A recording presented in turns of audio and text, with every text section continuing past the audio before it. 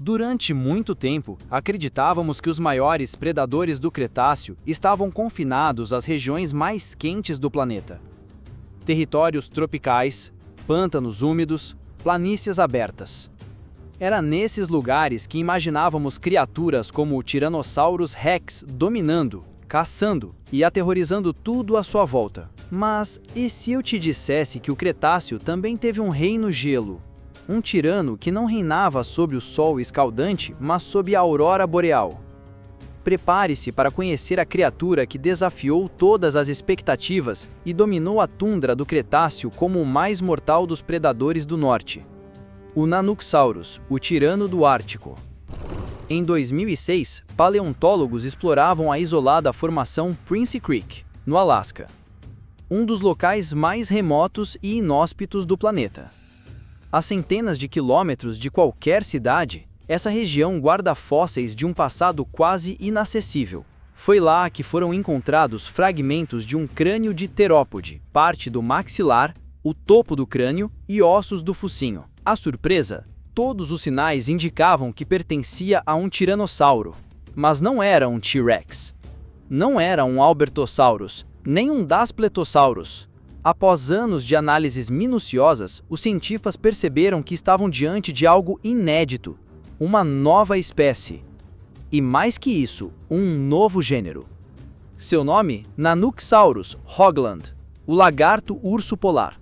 O que torna essa descoberta ainda mais fascinante é a dificuldade em encontrar fósseis naquela região. As condições climáticas são extremas, e a formação geológica está coberta por permafrost e neve quase o ano todo. Mesmo escavações no verão enfrentam terreno instável, temperaturas baixas e logística complexa. O simples fato de termos fragmentos do Nanooksaurus é uma vitória científica. Além disso, os fósseis estavam extremamente bem preservados, o que indica que o local funcionava como um ambiente de sedimentação rápida, capaz de proteger os restos mortais dos efeitos do tempo. O nome escolhido pelos cientistas faz alusão direta ao urso polar, Nanook, na língua Inupiat, uma homenagem aos povos indígenas que habitam o extremo norte do Alasca, e uma metáfora perfeita para um predador adaptado ao frio.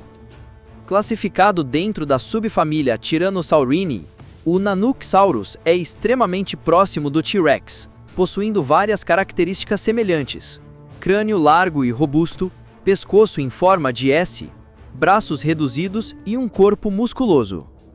Inicialmente acreditava-se que ele era menor, com cerca de 6 metros de comprimento e pesando 1 tonelada, mas estudos mais recentes indicam que ele podia atingir até 9 metros de comprimento e pesar cerca de 3 toneladas, colocando-o no mesmo nível do Albertosaurus. Em casos extremos, ele poderia chegar a mais de 10 metros, rivalizando os maiores tiranossauros já descobertos. Isso o tornaria o maior predador terrestre da região polar de todos os tempos. Essa redescoberta de seu tamanho mudou tudo. Passar de um predador médio para um dos maiores carnívoros do Ártico é algo que mexe com toda a nossa compreensão da biogeografia pré-histórica. Os tiranossauros, tradicionalmente associados a regiões quentes, mostraram através do Nanooksaurus uma impressionante capacidade de adaptação climática. E mais, a semelhança de seu crânio com espécies asiáticas sugere que o Nanooksaurus poderia ter evoluído a partir de ancestrais que migraram da Ásia pelo Estreito de Bering, o que abre novas teorias sobre os caminhos da dispersão tiranosaurídea. Ele apresentava diferenças notáveis: dentes mais finos, cristas mais acentuadas sobre os olhos e proporções corporais ligeiramente distintas. Essas características indicam que, apesar de sua herança genética próxima do T-Rex, o Nanooksaurus era uma criatura única, moldada por seu ambiente extremo. Viver no extremo norte há 70 a 68 milhões de anos era um desafio monumental. A região, hoje congelada e árida, era coberta por florestas densas e úmidas. No entanto, o clima ainda era instável, marcado por invernos longos, escuros e brutais, com temperaturas chegando a menos 3 graus Celsius e até 120 dias de escuridão quase total. Nessas condições, o Nanooksaurus precisaria de adaptações únicas. Embora ainda não existam evidências diretas de penas, é altamente provável que ele fosse totalmente coberto por uma plumagem espessa, semelhante ao que vemos em outros tiranossauros menores encontrados na Ásia, como o Eutyrannus. Isso o ajudaria a reter calor e se camuflar na neve, tornando-o praticamente invisível em meio às tempestades. A sobrevivência exigia muito mais do que músculos e dentes. Para suportar o frio extremo, ele possivelmente desenvolveu patas adaptadas para caminhar na neve, com estruturas que ajudariam a distribuir o peso e evitar o afundamento. Também teria narinas maiores e cavidades nasais complexas, que ajudariam a aquecer o ar antes de entrar nos pulmões. Seu metabolismo, como o de muitas aves modernas, talvez fosse acelerado para manter o calor interno constante. Os invernos traziam não só frio, mas escassez de alimento e escuridão total. Durante esses períodos, a visão aguçada e o olfato refinado do Nanoxaurus seriam vitais. Como ele sobreviveu em um ecossistema tão implacável é uma das maiores provas de adaptação da história evolutiva dos dinossauros. O Nanoxaurus dividia seu habitat com várias outras espécies de dinossauros adaptados ao frio. Seus principais alvos provavelmente incluíam ceratopsídeos, como o Pachyrhinosaurus, um herbívoro robusto com crista óssea, além de hadrossauros como o Edmontosaurus. Havia também pequenos dinossauros como o Troodon e predadores menores como o Dromaeosaurus. Apesar da variedade de presas, ele não tinha concorrentes em sua categoria. Todos os outros carnívoros da região sofriam de nanismo adaptativo, atingindo apenas metade do tamanho dos seus equivalentes de regiões mais quentes. O Nanoxaurus, por outro lado, crescia sem limitação, especializando-se em caça de grande porte. Com sua cabeça larga, musculosa e dentes afiados, ele podia causar danos letais com uma única mordida. O formato dos dentes permitia que eles penetrassem profundamente, rasgando carne e esmagando ossos. Isso tornava seus ataques rápidos e eficientes. Seus músculos maxilares robustos indicam que sua mordida era projetada não só para matar, mas para dilacerar grandes pedaços da presa com brutalidade. Além disso, o Nanoxaurus pode ter sido um predador paciente, capaz de rastrear suas presas por longas distâncias graças ao seu olfato refinado. Ele podia esperar o momento exato para atacar, escondido na vegetação densa ou se aproximando silenciosamente na escuridão do inverno. Apesar de muitas representações midiáticas mostrarem o Nanoxaurus caçando em bandos como lobos do Cretáceo, não há evidência direta de comportamento social. Esta suposição pode ter surgido dos primeiros estudos que subestimaram seu tamanho, tornando plausível a necessidade de cooperação para derrubar grandes presas. No entanto, estudos mais recentes sugerem que ele era grande o bastante para caçar sozinho. Ainda assim, a ideia de comportamento social não é descartada. Viver em grupos traria benefícios como proteção aos filhotes e conservação de calor corporal durante o inverno. Curiosamente, a maioria dos fósseis encontrados pertencia a indivíduos juvenis. Isso indica que poucos sobreviviam à idade adulta, reflexo da brutalidade do ambiente em que viviam.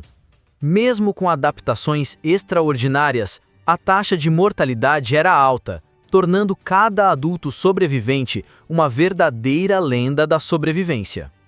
A convivência em bandos também poderia ter ajudado no compartilhamento de conhecimento de caça, rotas migratórias e até locais seguros para abrigo.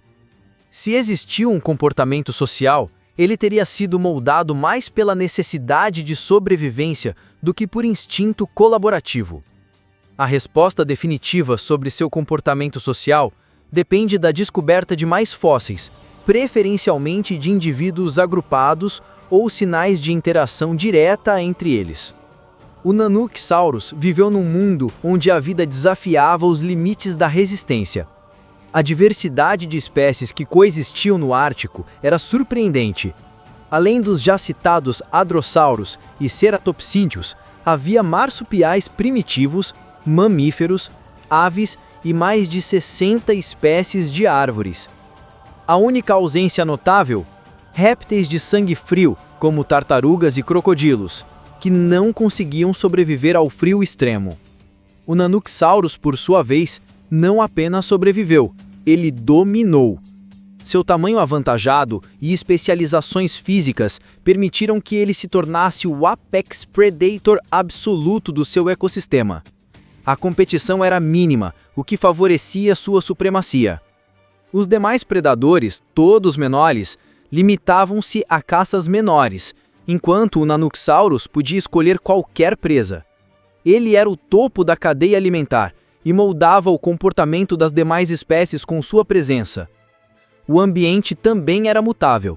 Durante o verão, havia luz quase contínua por semanas, incentivando a reprodução e o crescimento das presas. Já o inverno trazia um verdadeiro teste de resistência. O Nanoxaurus, com sua plumagem, centos aguçados e adaptabilidade, era um símbolo da evolução em seu ápice.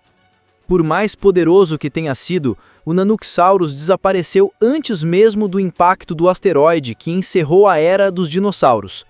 Sua extinção, cerca de 68 milhões de anos atrás, permanece um mistério.